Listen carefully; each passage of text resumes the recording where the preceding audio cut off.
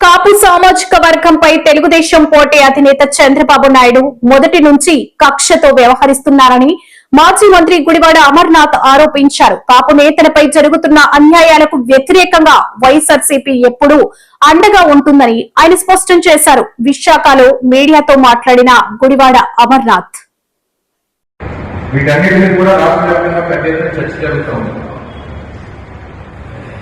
ఏ రకంగా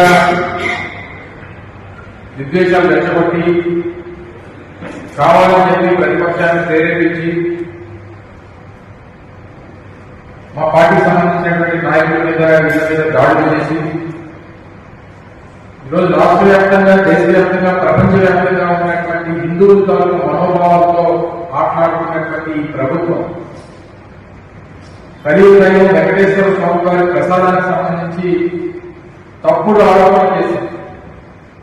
జంతు పువ్వు కలిసిందని చెప్పి లేనిపోయినటువంటి ఆరోపణలు చేసి వారి తాలూకా మనోభావాలతో మాట్లాడుకొని తీరా పైపెచ్చు సుప్రీంకోర్టు ఏర్పాటు చేసినటువంటి సిబిఐ సిట్ ద్వారా వచ్చినటువంటి వాస్తవాలన్నింటినీ కూడా పక్కదో పట్టించాలనేటువంటి ప్రయత్నం చేస్తూ ఈ రకమైనటువంటి ఒక జంగిల్ ప్రభుత్వాన్ని ఈరోజు రాష్ట్ర వ్యాప్తంగా నడుపుతా ఉన్నారు. దాని మీదే మా నాయకుడు జగన్మోహన్ రెడ్డి గారు వారు చేసినటువంటి హత్య దగ్గర నుంచి తర్వాత జరిగినటువంటి పరిణామాలు, గత ప్రభుత్వంలో చేసినటువంటి 2014-19 మధ్యలో ముద్రగడ పట్టణరావు గారిని చేసినటువంటి హత్య ప్రయత్నాలు, ఇలా ఇవన్నీ కూడా మొదటి నుంచి చూస్తూ వస్తా ఉన్నాం.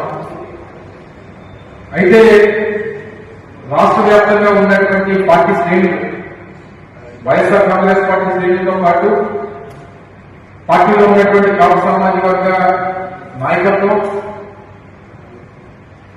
వీటన్నిటినీ కూడా ఎదిరిస్తూ వారి కుటుంబ సభ్యులకి సంఘీభావం తెలియజేయాలనేటువంటి ఒక నిర్ణయాన్ని ఈరోజు తీసుకొని ఉమ్మడి విశాఖపట్నం జిల్లాలో ఉన్నటువంటి పార్టీ నాయకత్వం అంతా కూడా రేపు గుంటూరు వెళ్లి వారి కుటుంబానికి సంఘీభావం తెలియజేయాలని చెప్పి ఒక నిర్ణయం తీసుకోవడం, అందులో భాగంగా రేపు ఇక్కడి నుంచి బయలుదేరి వెళ్ళడం జరుగుతూ ఉంది.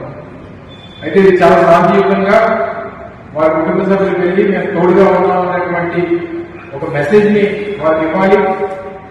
ఈరోజు అక్రమంగా అరెస్ట్ చేసినటువంటి అమర్నాథ్ గారి మీద పెడుతున్నటువంటి కేసులు కేవలం ప్రేరేపించి వారే తిట్టి తిరిగి వారికి మీద దాడి చేసి వారికి పెట్టి వారి కుటుంబ సభ్యుల్ని అపమార్చాలనేటువంటి ప్రయత్నం చేసి వారిని అపమార్చాలనేటువంటి ప్రయత్నం చేసి ఇంత పెద్ద ఎత్తున దాడి చేస్తే దానికి స్పందన లేదు. ప్రభుత్వం స్పందించదు. ప్రభుత్వం తర్వాత జరిగినటువంటి మళ్ళీ జోగిరమేశ్వర గారి ఇంటి మీద దాడి చేశారు, వారి ఇంటి మీద పెట్రోల్ బాంబులు వేశారు, వారి ఇంటికి నిప్పు పెట్టారు, వారి కుటుంబ సభ్యులు కూడా సజీవదానం చేయాలనేటువంటి ప్రయత్నించి పార్టీ శ్రేణులందరూ కూడా బయలుదేరుతా ఉన్నారు. మరి ఆ కార్యక్రమానికి అందరూ కూడా హాజరై రేపు ఆ కార్యక్రమంలో పాల్గొని మరి అమర్నాథ్ గారి కుటుంబ సభ్యులకు సంఘీభావంగా నిలబడేటువంటి దాంట్లో భాగస్వాములు అవ్వాలని చెప్పి ఈ సందర్భంగా ఒకసారి మీ ద్వారా వారందరూ కూడా కోరుతాం. Thank you.